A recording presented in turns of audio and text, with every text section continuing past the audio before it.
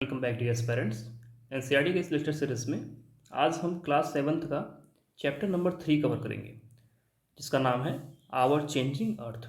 ध्यान रखेंगे ये चैप्टर काफ़ी इंपॉर्टेंट है, इसमें कई सारे महत्वपूर्ण जानकारियाँ आपको मिलेंगी।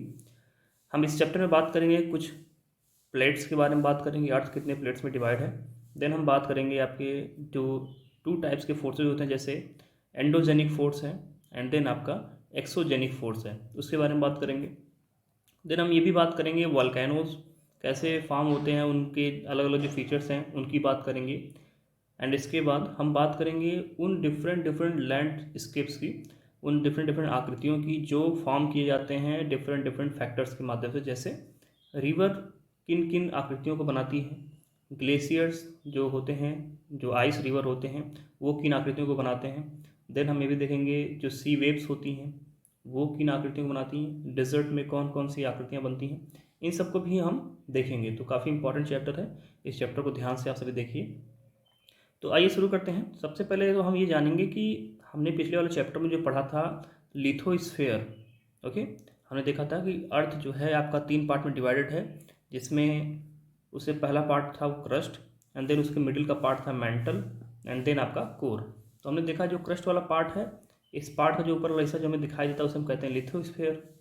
ओके, अब हम ये समझते हैं कि अर्थ में जो ढेर सारे मूवमेंट होते हैं, जैसे कभी कभी आप देखेंगे अचानक से अर्थक्वेक आ गया, कभी कभी देखेंगे सुनामी आ गई समुद्र में। तो इस तरह के जो मूवमेंट्स होते हैं ये क्यों होते हैं, पर्वतों का निर्माण क्यों होता है, ज्वालामुखी क्यों फटता है, तो ये सारे जो मूवमेंट हैं आखिर होते क्यों हैं। तो इसके पीछे जो रीज़न है ना, उनको आज हम समझने का प्रयास करेंगे। तो ध्यान से समझिएगा इस चीज़ को। सबसे पहले आप ये जान लें कि ये जो आपका अर्थ का जो क्रस्ट है, ऊपर जो क्रस्ट वाला जो भाग है, जो हमारा लिथोस्फीयर वाला भाग है, ये जो भाग है ना, ये केवल एक लैंड मास नहीं है, ये जो है कई छोटे छोटे टुकड़ों में बटा हुआ लैंड मास है।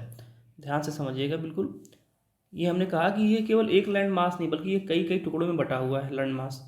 और जो ये अलग अलग टुकड़े बटे हुए हैं ना, लैंड मास के छोटे छोटे एक टुकड़े बने हुए हैं, इनको हम कहते हैं प्लेट्स। क्या कहते हैं?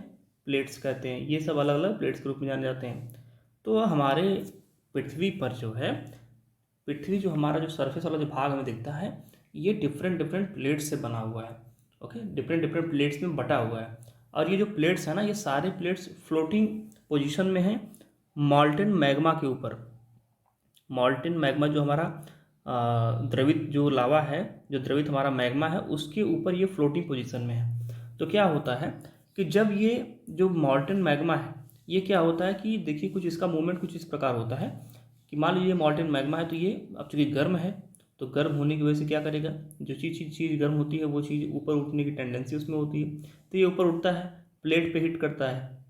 ओके, देन प्लेट पे हिट करने के बाद फिर नीचे ठंडा होने लगता है, फिर नीचे आने लगता है। ओके, फिर यही प्रक्रिया यहाँ भी होती है, ऊपर उठता है, हिट करता है प्लेट को, फिर धीरे धीरे ठंडा होगा, कूल डाउन होगा, फिर नीचे आ जाएगा। तो ये प्रक्रिया लगातार चलती रहती है। तो जब ये एक सर्कुलर देखेंगे आप, ये प्रक्रिया चल रही है, तो इस तरीके से जो ये मॉल्टेन मैग्मा है, ये लगातार प्लेट्स को हिट करता रहता है। तो ये जब मोशन नीचे से करता है ना, तो इसी नीचे के मोशन की वजह से ही ऊपर जो प्लेट्स जो हैं, क्योंकि वो हीट होते रहते हैं, तो उनमें भी मोशन होता है। और यही मोशन होने की वजह से डिफरेंट लैंड फॉर्म्स फॉर्म होते हैं, अर्थक्वेक हमें महसूस होता है, हमें वल्केनोज इरप्शन देखने को मिलते हैं, कई सारी चीज़ें हमें देखने को मिलती हैं। अभी तो हमने इसको देखिए बेसिक तरीके से समझ रहे हैं, इसको हम आने वाले क्लासेज में और अच्छे से डिटेल में समझेंगे। लेकिन अभी इतना समझें कि जो ये प्लेट्स है ना, इन प्लेट्स का जो मूवमेंट होता है, वो जो मॉल्टेन मैग्मा है, जो द्रवित लावा आपका अंदर सरफेस के है, उसके मूवमेंट की वजह से ही इन प्लेट्स का मूवमेंट होता है। इस चीज़ को आप समझ लें। और इन प्लेट्स को बोलते हैं लिथोस्फेरिक प्लेट, लिथोस्फेरिक प्लेट। और ये सारे जो प्लेट होते हैं वो क्या करते हैं, मूव करते रहते हैं, अभी भी मूव कर रहे हैं, इस वक्त भी मूव कर रहे हैं, लेकिन इनकी जो मूवमेंट का जो स्पीड है ना, बहुत ही माइन्यूट है, बहुत ही कम है। ये समझिए कि एक साल में ये कुछ मिलीमीटर्स, फ्यू मिलीमीटर्स तक ही मूव कर पाते हैं। मतलब कि ये एक साल में कह सकते हैं कि 1-10 सेंटीमीटर भी मूव नहीं करते हैं, बहुत थोड़ा सा मूव करेंगे। और ये क्यों मूव करते हैं? This is because of the movement of the molten magma inside the अर्थ। जो मॉल्टेन मैग्मा है अर्थ के इनसाइड में, उसी की वजह से मूव करते हैं। और the molten magma inside the earth moves in a circular manner as so in the activity, तो ये एक्टिविटी दिखाई गई जिसमें ये बात बताई गई है कि कैसे मॉल्टेन मैग्मा मूव करता है। तो आप फर्ज करें, समझ लेते हैं इसको भी, कि एक बीकर लिया आपने और उस बीकर में क्या किया, पानी डाल दिया, फिर उसमें एक कागज़ का टुकड़ा लीजिए, उसका गोली बनाइए और फिर उसको डाल दीजिए बीकर में। ओके, और इस बीकर को जो है आधा भर दीजिए पानी से। फिर इसको बीकर को स्टार्ट कर गैस पे रख दीजिए और बीकर में पानी क्या करेगा, बॉयल होना शुरू हो जाएगा। तो आप क्या देखेंगे, जब ये बीकर जब बॉयल होना स्टार्ट होगा तो ये जो छोटा सा पीलेट का टुकड़ा है ना, ये पेपर का, ये ऊपर भागेगा। ठीक है, ये ऊपर भागेगा और गर्म लेयर्स के साथ ये ऊपर जाएगा। जैसे जैसे जो लेयर्स इसके आसपास है वो गर्म होंगे तो उन लेयर्स के साथ ही ये ऊपर चला जाएगा। ओके, और फिर वापस ये ठंडी लेयर्स के साथ नीचे आ जाएगा। तो ये क्या करेगा, आप देखेंगे कि सर्कुलर मोशन ऐसे करना स्टार्ट कर देगा। ओके, यही चीज़ हमें देखने को मिलती है। जैसे ये देखिए, मान लीजिए ये मॉल्टेन मैग्मा वाला हिस्सा है, तो ये ऊपर जा रहा है, अब फिर ये ऐसे नीचे आएगा। तो यही इसका सर्कुलर जो मोशन होता है, यही मोशन सेम हमें मॉल्टेन मैग्मा का लिथोस्फेरिक प्लेट्स के रेफरेंस में दिखता है। तो बस वही मोशन को समझाने का इन्होंने एक तरीका दे रखा है, तो हमने उसको देख लिया।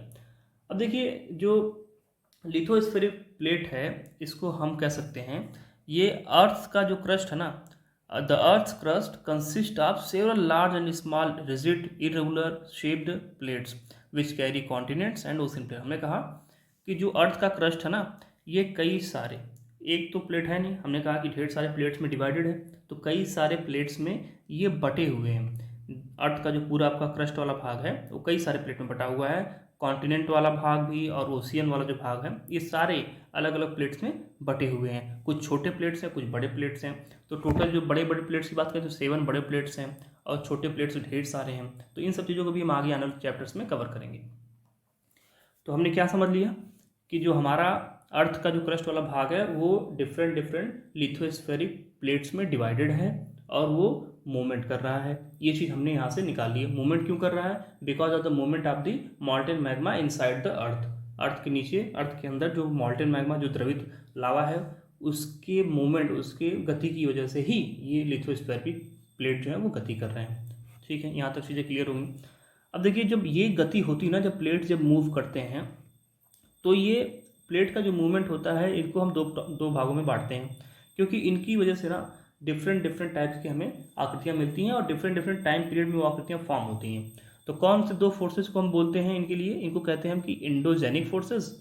जो फोर्सेस जो होती हैं, कह सकते हैं the forces which act in the interior of the earth, that is endogenic. Indo का मतलब होता है आंतरिक, अंदर, और एक्सो का मतलब होता है बाह्य। ठीक है, तो जो फोर्सेज अर्थ के इंटीरियर, इट मीन्स अर्थ के अंदर से काम करती है, उन्हें कहते हैं एंडोजेनिक फोर्सेज। और जो फोर्सेस अर्थ के ऊपर काम करती हैं उन्हें कहते हैं एक्सोजेनिक फोर्सेज। तो ऊपर फोर्स काम करने वाली कौन सी हैं, जाहिर सी ये बात है, आप देख रहे होंगे, विंड है आपका, रिवर है, वाटर वाटर वाटर वेव्स हैं, जो सी वेव्स होते हैं उनको कह सकते हैं।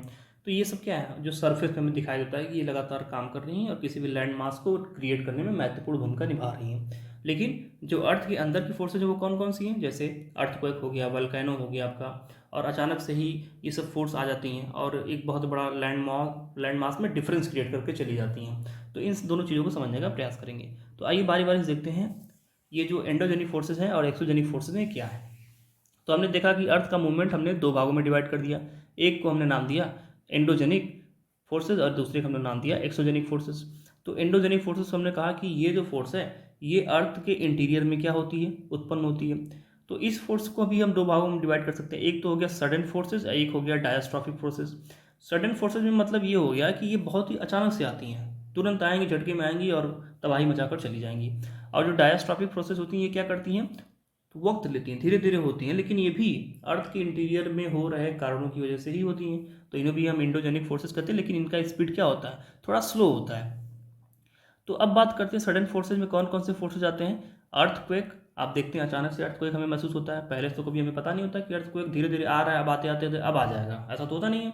अर्थक्वेक अचानक से आता है और पूरी तबाही मचा के चला जाता है। वोल्केनो भी अचानक से इरप्ट होता है। लैंडस्लाइड भी आप देखेंगे, गाड़ियाँ जा रही होती हैं उत्तराखंड हिमाचल जैसे एरिया में, और वहाँ अचानक से गाड़ियों के सामने ही लैंडस्लाइड हो जाता है, कुछ गाड़ियाँ उसमें दब भी जाती हैं, उसमें लोगों की मृत्यु भी हो जाती है। तो ये सब क्या है, सडन फोर्सेज हैं। और ये होता क्यों है, ये आपके अर्थ के इंटीरियर फोर्सेस की वजह से ऐसा होता है। नाउ अब ऐसा नहीं है कि लैंडस्लाइड सारे जो है इंटीरियर फोर्सेस की वजह से होते हैं, नहीं, कुछ लैंडस्लाइड ऐसे भी होते हैं जो आपके जो एक्सोजेनिक फोर्सेस हैं उनकी वजह से होते हैं। जैसे मान लीजिए कि कोई एक परत है पहाड़ के ऊपर, वो लगी हुई है, उस पर कुछ पेड़ वगैरह आपके उगे हुए हैं। फिर क्या होगा कि मान लीजिए कि लगातार बारिश वहाँ पे हो रही है, और बारिश की वजह से जो पानी है, वो पानी जो है, जो मान लीजिए कि ये मिट्टी वाला पोर्शन है और यहीं पे पेड़ पेड़ वगैरह लगे हैं आपके, ओके, और ये आपका जो है, रुकिए हम चेंज कर लेते हैं इसे, और मान लीजिए कि ये आपका जो है रॉक वाला पोर्शन है।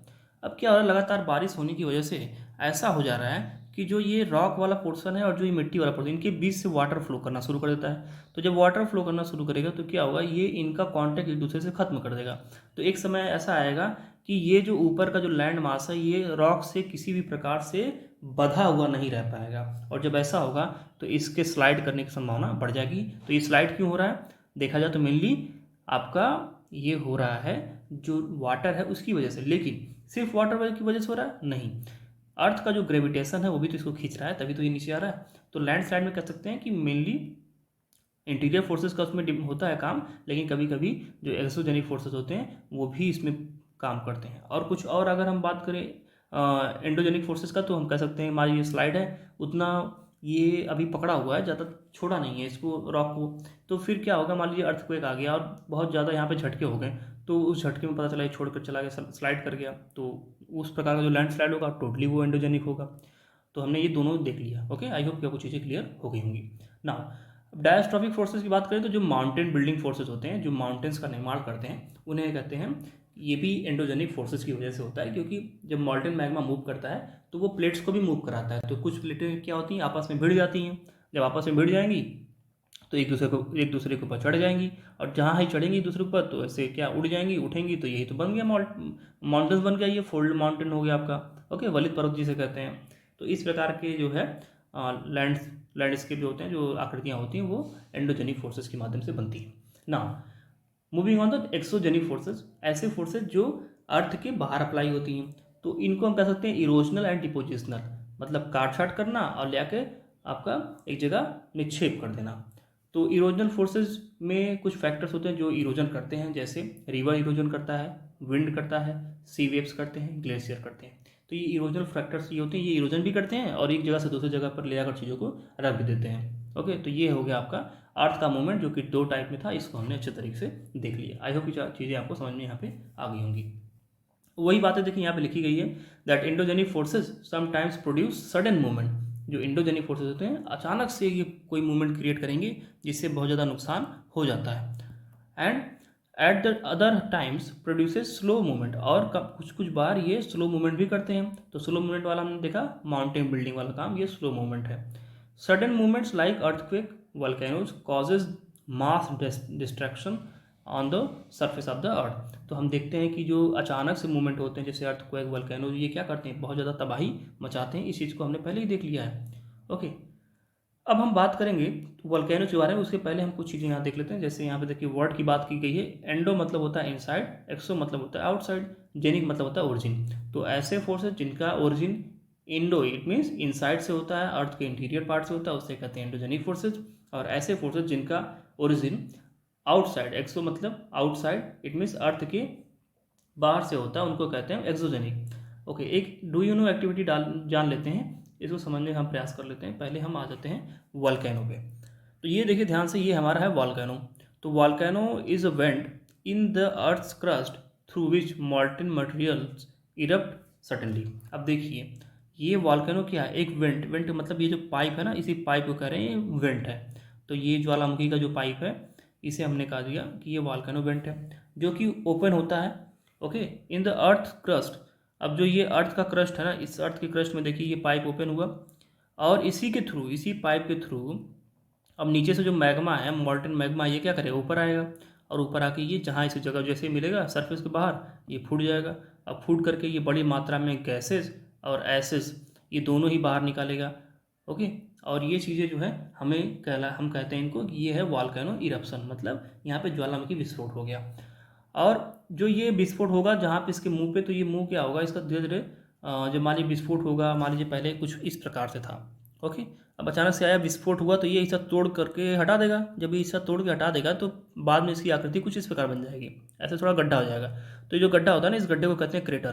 तो वही बात यहाँ पे लिखी गई कि ये क्रेटर है यहाँ पे मुंह पे इसके, और ये लावा फिर अपना निकलता है, निकल के बाहर आता है। जब तक अंदर रहेगा मैग्मा कहलाएगा, जब तक जैसे ही वो बाहर निकल कर आएगा सरफेस पे, उसे लावा कहते हैं। तो मैग्मा हमेशा इनसाइड वाले मॉल्टेन मैग्मा को कहते हैं, और जैसे ही वो बाहर आ जाता है उसे लावा कहते हैं, ध्यान रखेंगे।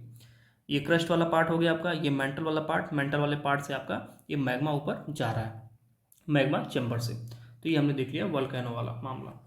अब देखिए सिमिलरली, जिस प्रकार से आपने ये देखा, जब प्लेट्स मूव करती हैं तो जो अर्थ का सरफेस होता है वो वाइब्रेट करता है। वो क्या होता है, उसमें वाइब्रेशंस आ जाते हैं, और जो वाइब्रेशंस होते हैं ना अर्थ के सरफेस पे और अर्थ के अंदर ही कई सारे डायरेक्शंस में ये मूव करते हैं। ओके, तो vibrations are called the earthquake. वो वाइब्रेशंस जो अर्थ को वाइब्रेट करते हैं उन्हें कहते हैं अर्थक्वेक। ओके, और ये जो अर्थक्वेक है ये जहाँ पे स्टार्ट होते हैं, the place in the crust where the movement start is called focus. अब इस चीज़ को हम इस फिगर के माध्यम से समझते हैं। हमारे पास एक चित्र है जिसमें हम देख पा रहे हैं कि ये जो है आपका, ये देखिए फोकस, यहाँ पे वो पॉइंट है जहाँ पर अर्थक्वेक स्टार्ट हुआ है। तो ये पॉइंट कहलाएगा आपका फोकस, क्योंकि यहीं से सिस्मिक एनर्जी जो है वो स्टार्ट हो रही है। अब जब यहाँ पे ये स्टार्ट हुआ तो ये आल डायरेक्शंस में क्या करेंगे, मूव करेंगे। जो वेव्स हैं अर्थक्वेक सिस्मिक वेव्स हैं वो आल डायरेक्शंस में मूव करेंगी। ऐसे करते करते करते करते ये नीचे से ऊपर आएंगी, सरफेस पे हिट करेंगी। तो सरफेस पे जहाँ सबसे पहले, मतलब अर्थ के सरफेस पे जिस जगह भी ये सबसे पहले हिट करेंगी उस जगह कहेंगे हम ये एपी सेंटर है। एपी सेंटर क्यों कहते हैं, क्योंकि सरफेस पे जिस जगह सबसे पहले सिस्मिक वेव्स हिट करती हैं उस जगह जो तबाही होती है वो सबसे ज़्यादा होती है, और इसके बाद जैसे जैसे आप उस एपी सेंटर से दूर जाते जाएंगे तबाही कम होती जाएगी। ओके, और इन सिस्मिक वेव्स में जो पावर होती है वो पावर भी धीरे धीरे कम होती है। और seismic waves radiates out in all direction. हमने कहा कि ये सारे ही डायरेक्शन में क्या करती हैं, मूव कर जाती हैं। तो हमने फोकस देख लिया, फोकस क्या होता है, हमने एपिक सेंटर भी देख लिया, एपिक सेंटर क्या होता है। ओके, इन दोनों चीज़ों को हमने देख लिया। अब ये जान लीजिए कि जो ये वेव्स होती है ना, ये 3 टाइप्स की होती हैं। एक होती है आपकी पी वेव्स, एक होती है आपकी एस वेव्स, और एक होती है आपकी एल वेव। तो एल वेव को हम बोलते हैं सरफेस वेव या लव वेव बोलते हैं। ये सिर्फ और सिर्फ सरफेस पे मूव करती है। पी वेव्स क्या होती है, ये आपका सॉलिड और लिक्विड दोनों में मूव करती है। एंड जो आपका एस वेव होता है ये केवल सॉलिड में मूव करता है। ओके, तो इन चीज़ों को हम देख लेते हैं। आइए थोड़ा सा इनकी प्रॉपर्टी को अलग अलग तरीके से समझ लेते हैं। तो थोड़ी चीज़ें हमें इनके बारे में और जान लेनी चाहिए। जैसे हमने कहा कि सॉलिड और लिक्विड्स में पी वेव्स ट्रैवल कर सकती हैं और इनकी स्पीड भी ज़्यादा होती है। वहीं पे एस वेव जो होती है वो केवल सॉलिड में ट्रैवल कर पाती हैं और इनकी स्पीड पी वेव्स के कंपैरिजन में कम भी होती है। ओके, एल वेव है उसी प्रकार से ये सबसे ज़्यादा डिस्ट्रक्शन पैदा करती है, इन्हें मैकेनिकल वेव्स भी कहते हैं और इनकी भी स्पीड कम होती है।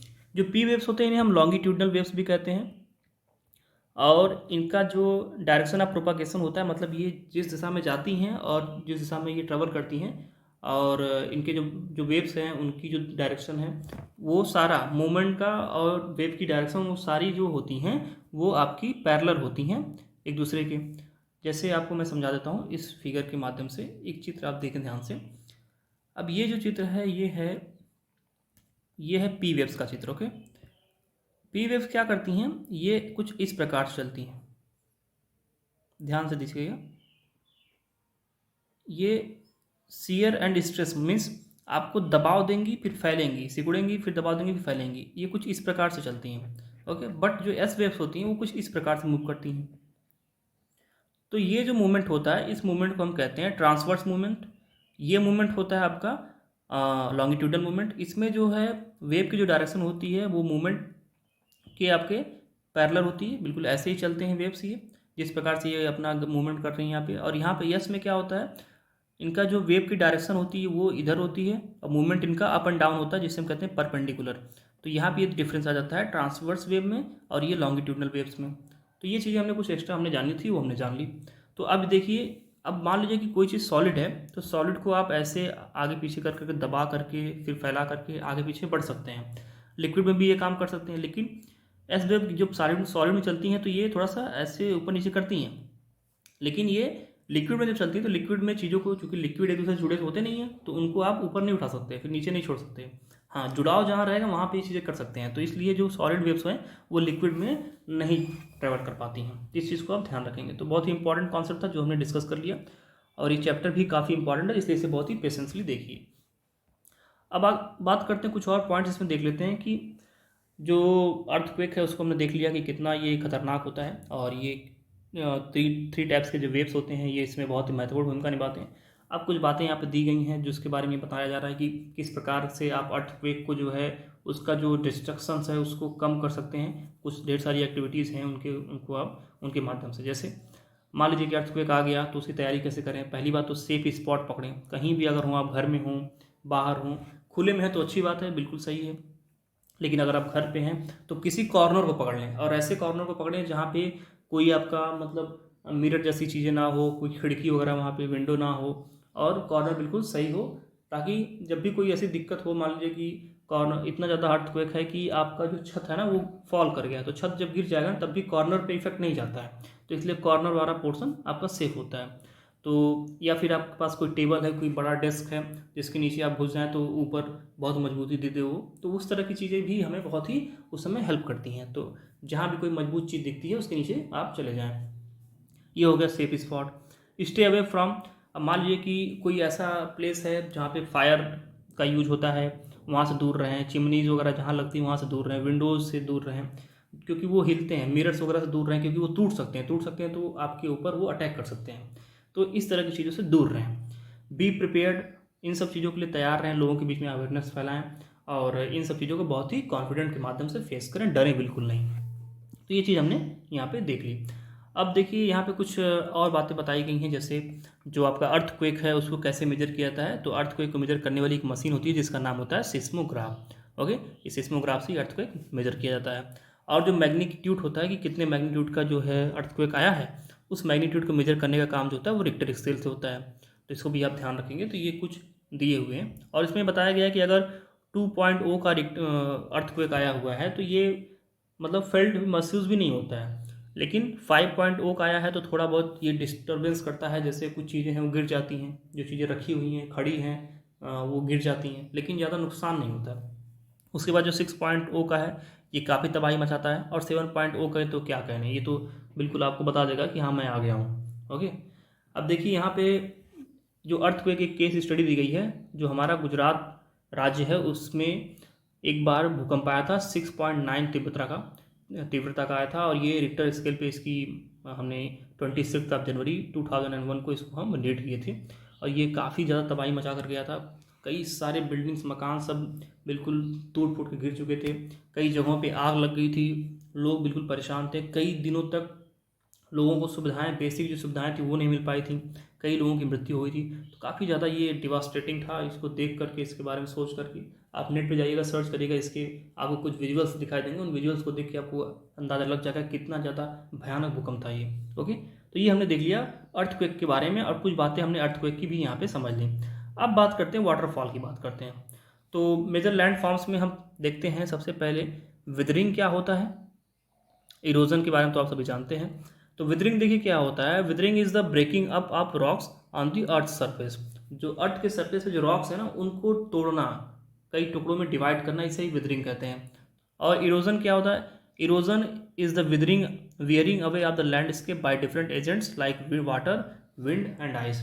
जब जो आपका इरोडेड, जो तोड़ा हुआ मटेरियल जो होता है, जो वेदर्ड मटेरियल होता है, उन मटेरियल्स को क्या करता है, एक जगह से दूसरी जगह लेकर जाना, विंड के माध्यम से, वाटर के माध्यम से, आइस के माध्यम से। आइस का मतलब यहाँ पे है जो आपका रिवर आइस है, ग्लेशियर्स की बात कर रहे हैं यहाँ पे। तो इनके माध्यम से उस टूटे फूटे टुकड़े को, चट्टानों के टुकड़े को एक जगह से दूसरी जगह पर लेकर जाना, ये इरोजन की कैटेगरी में आता है। और फिर इसको जो है क्या करते हैं, एक जगह ले आकर किसी जगह डिपॉजिट कर देते हैं, जिससे ये एक अलग प्रकार का लैंड फॉर्म्स क्रिएट करते हैं सरफेस पे। जैसे मान लीजिए हमने कहा कि ये है आपका बहुत बड़ा पर्वत है। ओके, तो ये पर्वत बहुत ऊंचा है। अब पर्वत ऊंचा है और यहाँ से ढेर सारी नदियाँ निकल रही हैं, यहाँ मान लीजिए ग्लेशियर वगैरह है, यहाँ पे ढेर सारी नदियाँ निकल रही हैं। तो ये क्या करेंगे, निकलेंगे तो तोड़ते फोड़ते निकलेंगे ना, इसको बिल्कुल प्यार से तो निकलेंगे नहीं, मारते झगड़ते निकलेंगे यहाँ से, और यहाँ पे सारे रॉक को तोड़ते फोड़ते निकलेंगे। तो अपने साथ ढेर छोटे छोटे टुकड़े रॉक्स के लेकर आएंगे। अब ये जो हिस्सा है कंपेरेटिवली लो है, इसके यहाँ पे ढलान है, तो ये क्या करेंगे, ला करके इसको यहीं पे निक्षेपित करते चले जाएंगे, डिपॉजिट करते चले जाएंगे। तो यहाँ पे क्या आप देखेंगे कि कुछ सालों बाद यहाँ पे एक मोटा सा प्लेन का निर्माण हो जाता है और यहाँ पे फिर लोग खेती करना शुरू कर देते हैं, लोग यहाँ पे बसना शुरू कर देते हैं। जिस प्रकार से हमारा गंगा ब्रह्मपुत्र का मैदान है वो इसी प्रकार से बना हुआ है। हिमालय से ढेर सारी नदियों ने ढेर सारे इरोडेड मटेरियल्स को लाया है और यहाँ पे लाकर डिपॉजिट किया है इस पूरे जो लो लैंड वाला एरिया था, और करते करते कई सौ वर्षों की प्रक्रिया के बाद आज जो हम देख रहे हैं ये हमें मिला है। ओके, तो ये चीज़ हो जाती है, यहाँ पे इरोजन का फ़ायदा यहाँ पे मिलता है देखने को। अब उसी प्रकार से आप देखेंगे वर्क ऑफ रिवर। अब जब ये ऐसा काम करते हैं ना तो कई सारी आकृतियों का निर्माण करते हैं, जैसे जो रिवर हो गया वो कई सारी आकृतियों का निर्माण करता है। इस प्रोसेस में जो इरोजन मटेरियल, इरोडेड मटेरियल को एक जगह से दूसरी जगह लेकर जाने का काम होता है, इस प्रोसेस में कई सारे ये लैंड फॉर्म्स बनाते हैं। और ये सिर्फ रिवर नहीं बनाता है, ये आपका आइस रिवर भी बनाता है और ये आपका विंड भी बनाता है। तो वो कौन कौन सी डिफरेंट डिफरेंट आकृतियाँ बनती हैं इनके बारे में हम चर्चा करेंगे। ओके, एक चीज़ हमारे पास यहाँ फैक्ट दिया हुआ है कि द एंजल जो वाटरफॉल है ये वर्ल्ड का सबसे ऊंचा वाटरफॉल है जो कि साउथ अमेरिका में है। एक और इम्पॉर्टेंट वाटरफॉल है जिसका नाम है नियाग्रा फॉल्स, और ये आपको मिलेगा कनाडा और यूएसए के बॉर्डर में, जो कि नॉर्थ अमेरिका, और Victoria falls on the border. Okay, और यहाँ पे हम देख रहे हैं कहाँ गया हमारा, the other waterfalls are Nigeria बोल रहे हैं, ये नियाग्रा है। तो Niagara waterfall located on the border between Canada and USA in the North America. तो ये नॉर्थ अमेरिका में जो कनाडा और जो यूएसए का जो बॉर्डर होता है, इन्हीं बॉर्डर के पास ये नियाग्रा जो जलप्रपात है ये आपका लोकेटेड है। एंड देन एक और यहाँ पे है जिसकी बात करते हैं हम, विक्टोरिया फॉल्स। विक्टोरिया फॉल्स कहाँ मिलता है, ये जाम्बिया और जिम्बाब्वे इन दोनों के बॉर्डर पर मिलेगा, जो कि अफ्रीका महाद्वीप में है, अफ्रीका कॉन्टिनेंट में है। तो ये कुछ वाटरफॉल्स हैं जिसका नाम आप ध्यान रखेंगे, फैक्चुअल है इन्फॉर्मेशन। अब आइए बात करते हैं, जो हमारा मेन पॉइंट है वो है work of a river. River का काम क्या है, तो हमने कहा कि ये इरोडेड मटेरियल्स को एक जगह से दूसरी जगह लेकर जाते हैं और ये इरोजन करते भी हैं। तो ये जब इस तरह का काम करते हैं ना, तो मान लीजिए कि जब ये रिवर किसी ऊंचे वाले स्थान से, मान लीजिए कि ये रिवर यहाँ फ्लो कर रही है, ओके, ऐसे ऐसे फ्लो कर रही है, अब पता चला कि आगे जो है ढलान है, आगे कुछ स्थिति ऐसी है, ओके। तो जब किसी ऊंचे वाले स्थान से ये रिवर फ्लो करेगी तो क्या करेगी, फिर इसको तोड़ना शुरू करेगी, क्योंकि इसका काम है तोड़ना। तो ये तोड़ना शुरू करेगी, तोड़ते तोड़ते क्या होगा कि अब जो ये ढलान वाला हिस्सा है ना, जो स्लोप वाला, इसमें अगर कोई चट्टान कोमल होगी, मुलायम होगी, नाजुक होगी, तो जाहिर सी बात है नाजुक लोगों को लोग हमेशा उठा के फुटबॉल की तरह उठा देते हैं। तो ये अगर नाजुक होगी तो इसको क्या करेगी, ये रिवर इसको काट देगी, काट के भगा देगी, कहीं भाग जाओ तुम यहाँ से। तो यहाँ पे इरोजन कर देगी। इरोजन करने के बाद क्या होगा कि देखें, करते करते करते कल को स्थिति कुछ ऐसी हो जाएगी कि ये जो आपका सरफेस वाला स्लोप वाला हिस्सा, ये कुछ वैसा ना रह करके कुछ ऐसा बन जाएगा। ओके, जब ऐसा बन जाएगा तो ये हम कहेंगे कि जब वाटर फिर यहाँ से फ्लो करेगा ऊपर से, तो वाटर क्या करेगा, अचानक से फिर गिरेगा यहाँ पे, तो गिरेगा तो झम दे गिरेगा यहाँ पे, फिर ऐसे ऐसे यहाँ पे वेव्स बनाएगा। तो ये जब इस प्रकार की आकृति बन जाएगी तो इसे हम कहेंगे वाटरफॉल। ओके, इसी प्रकार के वाटरफॉल्स हम बात कर रहे थे। एंजल वाटरफॉल जो कि आपका कनाडा और यूएस के बॉर्डर पे है, सॉरी जो आपका वेनेजुला में है, साउथ अमेरिका में, और कनाडा यूएस के बॉर्डर पे तो आपका नियाग्रा फॉल है।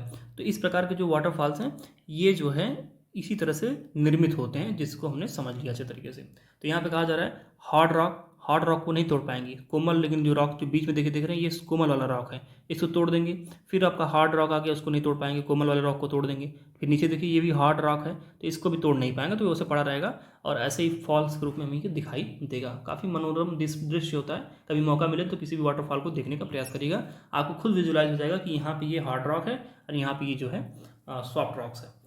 अब बात करते हैं कुछ और चीज़ों की, जैसे ये तो हो गया आपका ऊंचाई से नीचे गिरने पर, लेकिन कभी कभी ऐसा भी होता है कि जो ये अर्थ जो वाटर होता है, फ्लोइंग वाटर रिवर का होता है, ये बिल्कुल प्लेन हिस्से में चलता है। तो क्या होता है उस समय कौन कौन सी आकृतियों का निर्माण ये करते हैं, तो देखिए होता क्या है कि एक रिवर जब प्लेन में एंटर करती है ना, तो ये ट्विस्ट करती है, टर्न्स करती है और एक बहुत ही लार्ज बेंड्स बनाती है, जिसे कहते हैं मियांडर। अब देखिए यहाँ पे ये अर्थ है तो कितना ज़्यादा बेंड हो रही है, कितना घूम रही है, तो ये जो बेंडिंग कर रही है ना, इसी बेंडिंग को मियांडर कहते हैं। ओके, एक चीज़ हो गया। अब लगातार चूँकि ये अपने मियांडर का जो साइड है ना, इस मियांडर के साइड पे लगातार ये डिपॉजिट करेगी या इरोजन करेगी। तो करते करते करते करते एक समय ऐसा आता है कि ये जो वाला हिस्सा है ना, ये हिस्सा कुछ आप इस प्रकार से समझिए। हमारी ये रिवर है, ओके, और लगातार ये यहाँ पे चीज़ों को डिपॉजिट कर रही है। मान ली डिपॉजिट कर रही है यहाँ पे ला करके ढेर सारा मटेरियल, तो एक समय ऐसा आएगा ना, डिपॉजिट करते करते करते करते ये रिवर वहाँ से बहना ना शुरू करके ये रिवर यहाँ से फिर घूम जाएगी, क्योंकि यहाँ पे ढेर सारा मटेरियल इसने डिपॉजिट कर दिया है, तो ये हिस्सा बच जाएगा। अब जब इसके पीछे का जो हिस्सा, जो जहाँ पे पानी पहले फ्लो कर रहा था, वो हिस्सा ऐसे पड़ा रह जाएगा। तो जो हिस्सा ऐसे पड़ा रह जाता है उसे हम कहते हैं ऑक्सबो लेक कहते हैं, या फिर इसे हम कहते हैं कट ऑफ लेक। ये कट के निकल जाता है बाहर। वही चीज़ देखिए यहाँ पे डिपॉजिट करते करते यहाँ पे इतना ऊंचा हो गया है कि अब रिवर का जो वाटर है वो इधर नहीं आ पा रहा है। इस वजह से ये जो हिस्सा है ये कट गया है मेन रिवर से। तो ऐसे कटे हुए हिस्से को बोलते हैं ऑक्सबो लेक बोलते हैं, या फिर कट ऑफ लेक्स बोलते हैं। और ये जो किनारे होते हैं, दो किनारे होते हैं अर्थ के, ये किनारे कैसे डिसाइडेड होते हैं? इसके किनारे जब भी बाढ़ आती है तो इन किनारों से ऊपर कभी भी बाढ़ का पानी नहीं जाता है, और यहीं पे मैक्सिमम डिपॉजिट किए होते हैं। बहुत ज़्यादा ऊंचाई यहाँ पर हो जाती है, तो इसे हम कहते हैं लिविस कहते हैं। एक तरह से कहें बांध वाला हिस्सा होता है, लिविस कहते हैं। और इनके बीच का जितना भी हिस्सा होता है उसे हम कहते हैं फ्लड प्लेन कहते हैं, कि ये हमारा फ्लड प्लेन है। ओके, तो ये कुछ चीज़ें थी इसमें हमने जो देख लिया, बहुत ही सिंपल सी बात थी। और इन टर्मिनोलॉजीज को आप ध्यान रखिएगा कि कौन सी आकृतियाँ, जैसे मियांडर, अगर पूछ दिया जाए कि मियांडर कहाँ बनता है, तो हम कहेंगे कि मियांडर जो है वो प्लेन पे जब रिवर फ्लो करती है तो वो मियांडर का निर्माण करती है। ओके, अब जब ये क्या करते हैं, जो वाटर रिवर होते हैं, ये जब आपके लैंड से आकर के सी के पास आते हैं ना, तो ढेर सारे, चूंकि अपने साथ ये डिपॉजिट लेकर आते हैं, ढेर सारे इरोडेड मटेरियल लेके आते हैं, तो ये क्या करते हैं, जहाँ जहाँ इनको जगह मिलती है, वहाँ जहाँ जहाँ इनको ढलान मिलती है, वहाँ वहाँ डिपॉजिट करते रहते हैं। तो जैसे ही ज़्यादा डिपॉजिट हो जाता है, वहाँ से फिर ये दो भागों में बढ़ जाते हैं, क्योंकि उसके आगे ये आगे बढ़ नहीं पाते हैं। फिर आगे जाएंगे, फिर वहाँ डिपॉजिट करेंगे, फिर वहाँ से दो भागों में बढ़ जाएंगे। तो ऐसे करते करते डिपॉजिट करते करते कई सारी शाखाओं में बढ़ते चले जाते हैं। और जब ऐसा होता है तो ये जब पूरी आकृति हमें देखने को मिलती है, तो इस आकृति को हम कहते हैं ये डेल्टा है। तो यही कुछ बनता है। जैसे देखिए यहाँ पे मेन रिवर है, ये मेन रिवर आगे कई सारी शाखाओं में बढ़ गई है, और ये जो अलग अलग डिस्ट्रीब्यूटरीज इसकी हो गई, इन पूरे आकृतियों को मिलाकर हम कहेंगे ये एक डेल्टा है। वर्ल्ड का सबसे बड़ा डेल्टा कहाँ है? सुंदरबन का डेल्टा, जो कि गंगा ब्रह्मपुत्र के मुहाने पर बनता है। और ढेर सारे डेल्टा हैं जिसको आप कमेंट बॉक्स में लिख सकते हैं कौन कौन से डेल्टा इंपॉर्टेंट है। हमारी जो ईस्ट फ्लोइंग रिवर्स हैं, जो कि आपके भारत के पूर्वी हिस्से में जाकर अपना जल गिराती हैं, जो बे ऑफ बंगाल में अपना जल गिराती हैं, वो सारी ही रिवर्स क्या करती हैं, डेल्टा बनाती हैं। अब बात करते हैं, हमने वाटर का देख लिया, हमने देख लिया, अब सी का देखना है हमें। तो सी वेव्स जो होती हैं ये भी कई सारी आकृतियों का निर्माण करती हैं। तो इसे हम कुछ इस प्रकार से समझेंगे। अब जैसे मान लीजिए कि ये है चट्टान, ओके। अब लगातार क्या हो रहा है कि जो सी वेव्स है वो लगातार इसको हिट कर रही हैं। इसको हम यहाँ से समझते हैं, ज़्यादा अच्छे से समझ में आएगा। मान लीजिए चट्टान है और सी वेव्स आ रही हैं और लगातार इस चीज़ को हिट कर रही हैं, तो इसमें क्या करें, गड्ढा कर देंगे। ये गड्ढा करते करते कुछ अंदर तक चली जाएंगी हिट करते करते, लेकिन ये आर पार नहीं होंगी, कुछ अंदर तक जाएंगी और एक जैसे गुफानुमा आकृति बना देंगी। तो इसे हम कहेंगे सी केव्स कहते हैं। क्या कहते हैं? सी केव्स कहते हैं। लेकिन जब ये करते करते कुछ ऐसा करेंगी कि ये कुछ आकृति जो है के वाली, उसको तोड़ते तोड़ते अगले पार निकल जाएंगी। इट मीन्स ये हमें ऐसे होल दिखने लगेगा, तो इसे हम कहेंगे सी आर कहेंगे। क्या कहेंगे? सी आर कहेंगे। और कल को जब ऐसी स्थिति आ जाएगी कि ये तोड़ते तोड़ते ऊपर वाला जो इसका छत है ना, इस छत वाले हिस्से को भी तोड़ देंगी, तो क्या हो जाएगा, ये दो दो भागों में बढ़ जाएगा। तो कुछ इस प्रकार से दिखेगा ये, है ना। तो ये जो इस प्रकार से बस ऐसे एक उठा हुआ डंडा जैसा दिखेगा, इसे हम कहेंगे स्टैक्स। क्या कहेंगे? स्टैक। तो ये तीन प्रकार की आकृतियाँ जो हैं आपका ये जो सी विंड्स है वो बनाते हैं। और एक आकृति है जो, जैसे हम कह सकते हैं इसे, the steep rocky coast rising almost vertically about the sea water is called cliff. अब जैसे मान लीजिए ये आपका सी है, ओके। अब ये सी है, अब इससे ठीक एकदम स्टीप ऐसा कोई उठा हुआ हिस्सा है, अर्थ का रॉकी हिस्सा है उठा हुआ, तो ये क्या कहलाएगा? क्लिप कहलाएगा। लेकिन ये इसका निर्माण जो है वो सी वेव्स नहीं करती हैं। The sea waves deposit sediments along the shore forming the beaches. अब सी वेव्स क्या करती है, अपने साथ ढेर सारे डिपॉजिट लेकर आती हैं और ये बीच के पास में यहाँ पे डिपॉजिट कर देती हैं, तो इस हिस्से पे बन जाता है बीच, जहाँ पे लोग जाते हैं छुट्टियाँ मनाने। ओके, अब हमने देख लिया रिवर का, देख लिया हमने सी वेव्स का देख लिया। अब हम देखते हैं आइस। आइस का मतलब ग्लेशियर्स। तो glaciers are rivers of ice. Glaciers क्या होते हैं? आइस के रिवर्स होते हैं, जो क्या करते हैं, लैंडस्केप को इरोड करते हैं बाई बुलडोजिंग, मतलब सड़क सड़क के करेंगे उसको erode, bulldozing soil and stones to expose the solid rocks below the glaciers carve out the hollow. जैसे कहने का तात्पर्य इनकी ये है कि जो ये ग्लेशियर्स है ना, ये सरकते हैं, ये बहुत तेज फ्लो तो करते नहीं, ये धीरे धीरे सरकेंगे और सरकते सरकते ये जो नीचे का जो सॉइल है, जो नीचे का इन ग्लेशियर्स के रॉक है, उनको एक्सपोज करते हैं, मतलब बाहर निकालते हैं।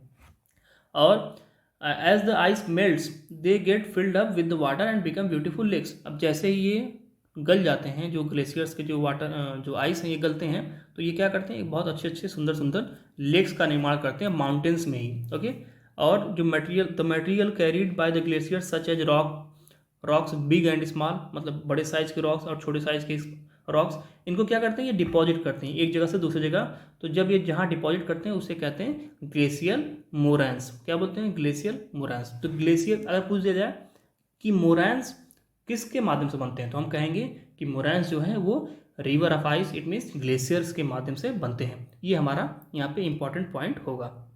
तो हमने उसको देख लिया। अब एक हमारा लास्ट रह गया, वर्क ऑफ विंड। विंड का काम क्या है और विंड किस प्रकार की आकृतियाँ बनाते हैं। तो देखिए इसको समझने का प्रयास करते हैं। मान लीजिए कि आपका जो है ये विंड है, ये डिजर्ट वाला एरिया है। ओके, तो मान लीजिए विंड ने एक काम किया कि एक जगह ही लाकर ढेर सारे विंड सैंड को डिपॉजिट कर दिया। ओके, और यहाँ से इरोजन करना छोड़ दिया। इट मीन्स डिपॉजिट करने लगा, यहाँ डिपॉजिट कर रहा है, यहाँ डिपॉजिट कर रहा है। तो आप क्या देखेंगे, दूर से देखेंगे तो आपको ऐसे ड्यून्स जैसा दिखेगा। ड्यून्स मीन्स टीला, टीला जैसा दिखाई देगा। तो ये जो होता है ना, इस प्रकार से एक जगह ला करके ढेर सारा सैंड को डिपॉजिट कर देने की वजह से, या फिर किसी एक जगह से सैंड को उठाकर ले न जाने की वजह से। मान लीजिए कि ये पर्टिकुलर जगह है। अब क्या किया विंड्स ने, यहाँ से ढेर सारे मटेरियल को निकाल लिया, मतलब उड़ा के लेके चले गए। तो उड़ा के लेके चले जाएंगे तो ये कुछ इस प्रकार से बनेगा, ये कुछ इस प्रकार से बनेगा, है ना। तो अब देखिए, अब इस प्रकार से बनेगा। मान लीजिए इधर साइड से यहाँ से भी निकाल के लेके चले गए, तो इन दोनों जगहों से इन्होंने क्या कि निकाल के लेकर चले गए, लेकिन ये हिस्सा इन्होंने डिस्टर्ब नहीं किया। तो अब ये भी तो ड्यून्स बना ना। तो ये भी बात होती है कि या तो डिपॉजिट कर दें या तो फिर अगल बगल हिस्से से उड़ा के लेके चले जाएँ, तो जो बचा हुआ हिस्सा रहेगा वो ड्यून्स के रूप में हमें दिखाई देगा। एक तो ये हो गया। दूसरा क्या होता है, जैसे कभी कभी हम देखते हैं कि डेजर्ट में कुछ चीज़ें होती हैं जो एक थोड़ा सा सॉलिड फॉर्म में आ जाती हैं। तो मान लीजिए कि ये सॉलिड वाला स्टेक बन गया। तो होता क्या है कि इस सॉलिड स्टेक में मान लीजिए कुछ ऐसे बना हुआ है, तो विंड क्या करेगी, इसके साइड वाले पोर्शंस को ना काटेगी, इरोड करेगी, साइड वाले पोर्शन को इरोड करेगी। तो जब ऐसा करेगी तो एक समय बाद कुछ ऐसी आकृति बन के आ जाएगी हमारे सामने, ये कुछ ऐसे बन जाएगी। तो इसे हम कहते हैं मशरूम। चूंकि ये मशरूम जैसा दिख रहा है तो इसे हम कहते हैं मशरूम रॉक्स, जिसमें क्या करता है विंड साइड के नीचे के पोर्शन को इरोड कर देता है, बाकी ऊपर के पोर्शन को छोड़ देता है। तो ये रॉक एक रूप के जैसा हमें मिल जाता है देखने को। तो ये कहते हैं हम मशरूम्स रॉक। और एक चीज़ हमें यहाँ देखने को मिलती है वो है लोयस। लोयस क्या होता है, जो सबसे फाइन, सबसे पतले, मतलब छोटे दाने वाले जो सैंड होते हैं, उन सैंड्स को ले जाने में क्या होता है कि विंड जो है एक जगह से दूसरी जगह ले जाती है, बहुत दूर तक ले जाती है। क्योंकि छोटे दाने हैं तो उनका वजन कम होता है, वजन कम होता है तो उनको एक जगह से दूसरी जगह ले जाने में आसानी होती है, और इस तरह से वो बहुत दूर तक चले जाते हैं। तो कई बार देखा जाता है कि जो ये फाइन सैंड होते हैं ये काफ़ी दूर तक ट्रेवल करते चले जाते हैं, और जहाँ ये जाते हैं, जहाँ इसको डिपॉजिट करते हैं, वहाँ पे एक प्रकार का मैदान क्रिएट करते हैं, एक लैंड एरिया क्रिएट करते हैं, जिसको हम कहते हैं लोयस। तो लोयस क्या होता है, बहुत ही महीन कण वाले जो बालू होते हैं, जो सैंड होते हैं, उन सैंड्स का डिपॉजिट किया हुआ हिस्सा होता है लोयस, वो मैदान होता है एक। ठीक है ना। तो लोयस को हमने समझ लिया। और ये लोयस होते हैं ना, ये डेजर्ट के कंपैरिजन में थोड़े से फर्टाइल होते हैं। यहाँ पे आप कुछ बोएंगे ना तो उग भी जाएगा, लेकिन डेजर्ट में आप कुछ बोएंगे तो वो होने वाला नहीं। तो ये चैप्टर देखिए इंपॉर्टेंट था, और इस वजह से हमने इतना सारा इसमें टाइम लिया। अच्छा, कुछ चीज़ों के बारे में मैं बता देता हूँ अलग से। जैसे टेलीग्राम चैनल आपका, देखिए जिन लोगों को क्वेश्चन आंसर प्रैक्टिस करनी है वे लोग टेलीग्राम का हमारा एक चैनल है जिसका नाम है चांसलेट टाइम, इसको ज्वाइन कर सकते हैं और अपने क्वेश्चन आंसर को इसमें सबमिट कर सकते हैं। लोग आपके क्वेश्चन आंसर को खुद देखेंगे, मैं खुद भी देखता हूँ। और एक चैनल है जिसका नाम है चांसलेट, तो इस चांसलेट से आप जुड़ सकते हैं, जिसमें कोई भी इन्फॉर्मेशन होती है वो आप तक पहुँचाई जाती है। तो इन दोनों टेलीग्राम चैनल्स पे आप जुड़ सकते हैं। आप डायरेक्ट टेलीग्राम पे जाएं और सर्च करें चांसलेट टाइम और चांसलेट, ये दोनों ही चैनल्स आपको मिल जाएंगे। ओके, तो इसका लिंक मैं डिस्क्रिप्शन में दे भी दूंगा, तो वहाँ से आप जाकर के इसे जुड़ सकते हैं। और डियर फ्रेंड, चैनल के बारे में लोगों को बताएं ताकि जो भी लोग एनसीईआरटी पढ़ने के लिए इच्छुक हैं उन सबको इससे हेल्प हो सके। हमने काफ़ी अच्छी चीज़ों को कवर किया है। अब हम अगले वाले वीडियो में अपना इसके क्वेश्चन आंसर का पार्ट करेंगे। तो डियर फ्रेंड, ये रहा हमारा आज का वीडियो। आई होप कि आपको वीडियो पसंद आया होगा। इसके बाद मिलते हैं अपने अगले वीडियो में, तब तक के लिए नमस्कार।